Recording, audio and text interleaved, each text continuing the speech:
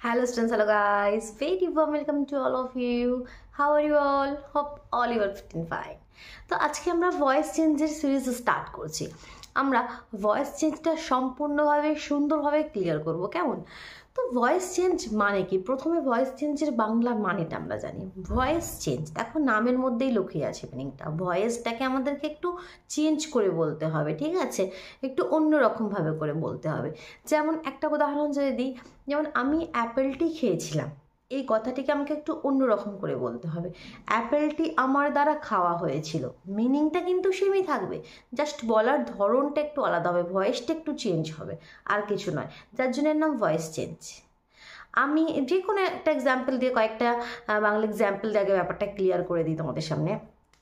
যেমন আমি চিঠি লিখি, চিঠিটি আমার দ্বারা লেখা হয়, জাস্ট কথাটা একটু ঘুরিয়ে বলবো, ঠিক আছে?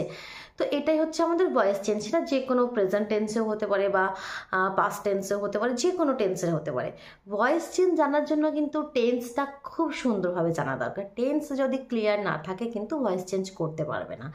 তো টেন্স আমাদের, আমরা সবাই জানি কি টেন্স আমাদের তিন রকমের: প্রেজেন্ট, পাস্ট আর ফিউচার। এবং প্রত্যেকটি টেন্সের আবার 4টি করে পার্ট আছে, তাই তো? তো এখানে এই যে সমস্ত পার্টের যে আমাদের স্ট্রাকচার টেন্স, সেটা কিন্তু অবশ্যই জানতে হবে। আগে টেন্সের ভিডিও অনেক আপলোড আছে, তোমরা চাইলে চ্যানেলে ভিজিট করো, ইংলিশ গ্রামার নামের প্লেলিস্ট আছে, সেখানে দেখো টেন্সের সমস্ত পার্ট সুন্দরভাবে বোঝানো আছে, সেখান থেকে দেখে নিতে পারো। অথবা তোমরা টেন্সের একটি ভিডিও দেখবে, সমস্ত টেন্সকে ওভারঅল মিক্স করে একটা শর্ট ভিডিও বানানো আছে, সেটা দেখতে পারো। অথবা তুমি ইউটিউবে গিয়ে সার্চ করো কি টেন্স বাই বেঙ্গল এডুকেশন বা বিলকিয়াস ম্যাম, তোমরা সেখান থেকেও পেয়ে যাবে, দেখে নিতে পারো। আমি এখানে শর্টলি আগে একটু টেন্সটা বলে দেবো, কারণ যাদের একদম জানা নেই তারা কিছুই বুঝতে পারবে না। তো যার জন্য আমি শর্টলি একটু টেন্স বলে তারপর তোমাদের কিন্তু ভয়েস চেঞ্জটা স্টার্ট করবো, কারণ কি টেন্স খুবই দরকার। টেন্স ছাড়া ভয়েস চেঞ্জ বা ন্যারেশন চেঞ্জ যে কোনো টপিক তোমরা করতে যাও না কেন কিন্তু বুঝতে পারবে না। ক্লিয়ার? তো তোমরা খাতা বের করে নাও, খাতা পেন নিয়ে সুন্দরভাবে নোট করে রাখো, কারণ কি না রেখে আমরা পরে কিন্তু এই রুলসগুলো ভুলে যাই। তো সুন্দরভাবে নোট করে নাও। দেখি আমরা একটা ভিডিওর মধ্যে তো কমপ্লিট হবে না পুরো ভয়েস চেঞ্জ, অনেকটা বড় টপিক আমাদের। তো আমরা এটিকে 3টি পার্টে কমপ্লিট করবো, ঠিক আছে? আজকে আমাদের প্রথম ভিডিও, আরও 2টি পার্ট নেবো, নিয়ে সম্পূর্ণ ভয়েস চেঞ্জটা কিন্তু সুন্দরভাবে আমরা ক্লিয়ার করবো। চলো স্টার্ট করি। দেখো সবার প্রথমে যে প্রতিটি টেন্সের 4টি পার্ট, সেটা আমি একটু লিখে নিয়েছি, ঠিক আছে? একটু শর্টলি আগে দেখে নাও। Present tense, past tense, future tense. Present টেন্সের 4টি পার্ট: প্রেজেন্ট ইনডিফিনাইট, যেটাকে আমরা সিম্পল প্রেজেন্টও বলে থাকি, 2টি নাম: present continuous, present perfect, present perfect continuous, ঠিক? পাস্টের ক্ষেত্রে পাস্ট ইনডিফিনাইট, শর্টলি নামগুলো লিখেছি, ঠিক আছে? Past continuous, past perfect, past perfect continuous. Similarly past ইনডিফিনাইটকে আমরা সিম্পল পাস্টও বলতে পারি, ঠিক? Future indefinite, future continuous, future perfect, future perfect continuous, ঠিক? এই সমস্ত হচ্ছে আমাদের টেন্সের পার্ট। তো আজকে আমরা যেটা ক্লিয়ার করব, আজকে আমরা এই ফার্স্ট রোটা ক্লিয়ার করব। এটা মানে কি, যদি আমাদের কাছে যে ভয়েস চেঞ্জের প্রশ্নগুলো থাকে, সেটা যদি তোমাদের প্রেজেন্ট ইনডিফিনাইটে থাকে বা তোমাদের পাস্ট ইনডিফিনাইটে থাকে অথবা ফিউচার ইনডিফিনাইটে থাকে, তাহলে আমরা কিভাবে ভয়েস চেঞ্জ করব? বোঝা গেল? মানে সিম্পলগুলো একদম সিম্পল প্রেজেন্টে থাকে, যদি সিম্পল পাস্টে থাকে বা সিম্পল ফিউচার থাকে, তাহলে আমরা কিভাবে ভয়েস চেঞ্জ করব সেই রুলগুলো আজকে আমরা জানবো, ঠিক আছে? আচ্ছা, তোমাদের জানা আছে কি মানে বাংলায় কি ধরনের বাক্যগুলো, কোন সেন্টেন্সগুলো আমাদের এই সিম্পল প্রেজেন্টে বা সিম্পল পাস্ট বা সিম্পল ফিউচারের মধ্যে আসে? যেগুলো আমরা নর্মালি করে থাকি, যেগুলো আমাদের হ্যাবিট, আমরা প্রতিদিন স্কুলে যাই বা আমাদের হ্যাবিট আগে ছিল, বা চির সত্য সূর্য পূর্ব দিকে ওঠে, যেগুলো চির সত্য, যেগুলোকে কেউ চেঞ্জ করতে পারবে না, এইরকম যে কথাগুলো, সেগুলো হচ্ছে আমাদের এই সিম্পল প্রেজেন্টে বা সিম্পল পাস্ট বা সিম্পল ফিউচারে এসে থাকে। আমাদের প্রতিদিনের হ্যাবিট, আমি প্রতিদিন স্কুলে যাই, আমি প্রতিদিন ফুটবল খেলতে যাই, তো এগুলো কি যে সিম্পল, সেগুলো হচ্ছে আমাদের এই সিম্পল প্রেজেন্ট টেন্সে এসে থাকে। তো স্ট্রাকচার কি এ ধরনের টেন্সের ক্ষেত্রে? স্ট্রাকচার হচ্ছে সবার প্রথমে সাবজেক্ট, তারপরে কি ভার্বের ফার্স্ট ফর্ম, তারপর আদার পার্টস। খুব ইজি, সিম্পল। তো স্ট্রাকচারও খুব সিম্পল।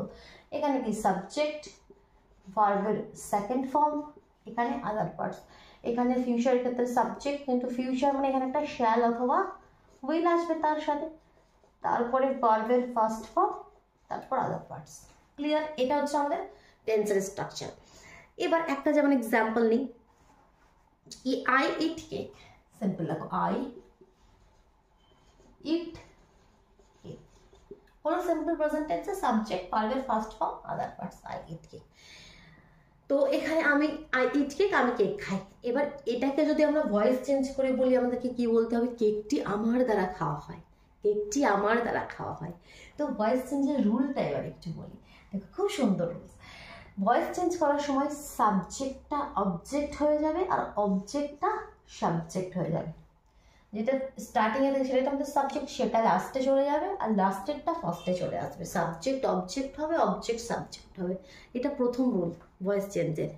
নেক্সট, ভয়েস চেঞ্জে ভার্বের সবসময় থার্ড ফর্ম ইউজ করা হবে।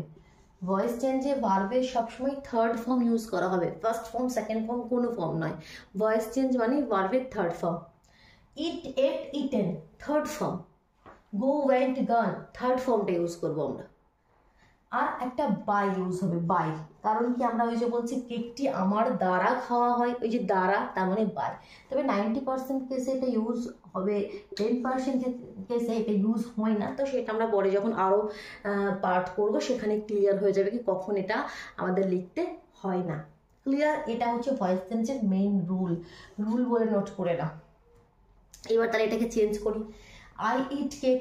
তাহলে অবজেক্ট এখানে প্রথমে, সবার প্রথমে কি হয়ে যাবে আমাদের? তাহলে সাবজেক্ট তো প্রথমে লিখবো না, অবজেক্টটা সাবজেক্ট হয়ে আসবে। সাবজেক্ট অবজেক্ট হবে, অবজেক্ট সাবজেক্ট হবে। তাহলে অবজেক্টটাকে আগে সাবজেক্ট করে লিখে নিই। তাহলে সবার প্রথমে আমরা কি লিখবো? তাহলে কেক। সবার প্রথমে আমরা কি লিখবো? কেক।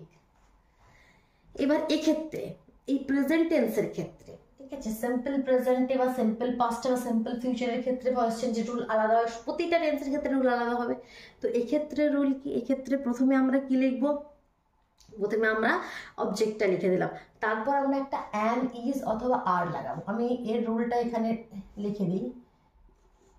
এই যে এই টেন্সে থাকলে কিভাবে চেঞ্জ হবে, প্রথমে অবজেক্টটা লিখলাম, তারপরে আমরা একটা অ্যাম মানে বি ভার্ব, অ্যাম, ইজ অথবা আর ইউজ করব। ঠিক তার সাথে তারপর আমাদের ভার্বের থার্ড ফর্ম, তারপর আমাদের একটা কি ইউজ হবে? বাই। তারপর আমাদের সাবজেক্ট। তো সেই অনুযায়ী এটাকে চেঞ্জ করে দিই। কেক, তো অ্যাম ইজ এর মধ্যে কি হবে? কেকের সঙ্গে ইজ, কেক ইজ ভার্বের third form eaten, cake is eaten by I থাকলে মি। কারণ যখন আমি বলবো কি কেকটি আমার দ্বারা খাওয়া হয়, এটার একটা লিস্ট থাকে কি আই মি, হয়তো সেটা মুখস্থ করার এখানে দরকার নেই। এটা নর্মালি আমরা সেন্টেন্স করলেই বুঝতে পারছি কি আমি কেকটি খাই, কেকটি আমার দ্বারা খাওয়া হয়। তো cake is eaten by I তো কখনো হয় না, cake is eaten by me, simple. ঠিক আছে, cake is eaten by me, cake is eaten by me. Clear? বোঝা গেল? আরও এক্সাম্পল দিচ্ছি, he delivers the letters, he delivers the letters। তাহলে রুলস অনুযায়ী কি হয়ে যাবে? লেটার্স সবার প্রথমে আসবে, লেটার্স, লেটার্স এখানে প্লুরাল আছে তাহলে আর লাগাবো তার সাথে, লেটার্স আর ভার্বের third form delivered by he. তাহলে হিটা কি হয়ে যাবে? তাহলে এখানে normally him. the letters are delivered by him। বুঝতে পারছো? রুলটা বুঝতে পারছো? একটা বুঝতে পারলে বাকিগুলো খুব ইজি। কারণ এটা সিম্পল প্রেজেন্টে জাস্ট এই বি ভার্বটা চেঞ্জ হবে, অ্যাম ইজ আর। যখন এটা পাস্টে করবো তোমাদের সিম্পল পাস্টে এখানে ওয়াজ ওয়্যার হবে, আর কোনো ডিফারেন্স নেই, পুরোপুরি সেম। জাস্ট অ্যাম ইজ আরের জায়গায় ওয়াজ ওয়্যার লাগাবে যখন পাস্টে থাকবে। ক্লিয়ার? বোঝা গেল?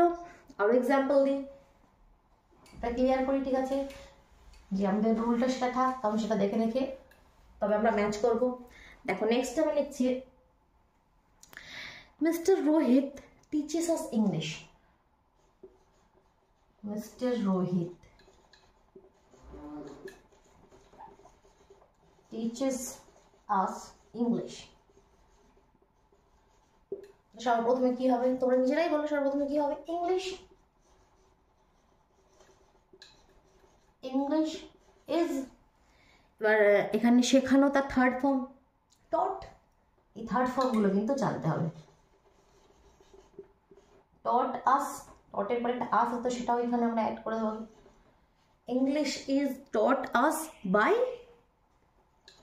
কার দ্বারা? মিস্টার রোহিত। ক্লিয়ার? তোমাদের জন্য একটা দিই, তো তোমাদের জন্য একটা কি দিই? আচ্ছা, তার আগে একটু আমি এই যে যদি আমাদের ইন্টারোগেটিভ সেন্টেন্স থাকে তাহলে সেখানে কিভাবে করবো সেটা একটু এক্সাম্পল দিয়ে বলে দিই। যেমন does he call you, interrogative বা নেগেটিভ সেন্টেন্সও তো হতে পারে, এই নিয়ে কি সমস্ত আমাদের অ্যাফার্মেটিভ সেন্টেন্স হয়। তো সেক্ষেত্রে কেমন করবো সেটাও একটু বলি। ডাজ হি কল ইউ, একটা সেন্টেন্স লিখছি দেখো, does he call you, interrogative sentence কিভাবে করবো। তাহলে সবার প্রথমে এখানে এই যে অবজেক্ট না লিখে এই যে অ্যাম ইজ আর সেটা সবার প্রথমে লিখবো জাস্ট, আর তারপরে আমাদের অবজেক্টটা লিখবো যে ইউ, আর ইউ ভার্বের third form called, are you called by he থাকলে him, question are you called by him, বোঝা গেল। Next what do you want, একটা এক্সাম্পল দিয়ে এখানে বোঝাই। উপরে এক্সাম্পলটা এখান থেকে ক্লিয়ার করছি দেখো, এখানে হচ্ছে what do you want, what do you want. তো এটা কীভাবে করবো, তো সবার প্রথমে যদি এখানে WH ওয়ার্ড থাকে তো সেটাই প্রথমে লিখে দেবো, হোয়াট, সেটাই প্রথমে লিখে দেবো হোয়াট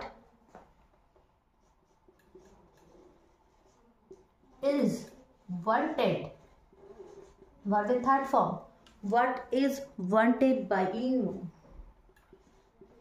by you, ক্লিয়ার, বুঝতে পারছো। অনেকগুলো এক্সাম্পল দিলাম, আশা করি আর কোনো অসুবিধা হলো না। তোমাদের জন্য এবার একটা দিই, she does not like mango, এটা তোমরা কমেন্ট বক্সে লিখে দেখো। She does not, she does not like mango. ঠিক কীভাবে ভয়েস চেঞ্জটা কী হবে এটা তোমাদের জন্য। আমি এবার একটু পাস্টের এক্সাম্পল দিই, এগুলো সব প্রেজেন্টে আমরা উদাহরণ দিলাম।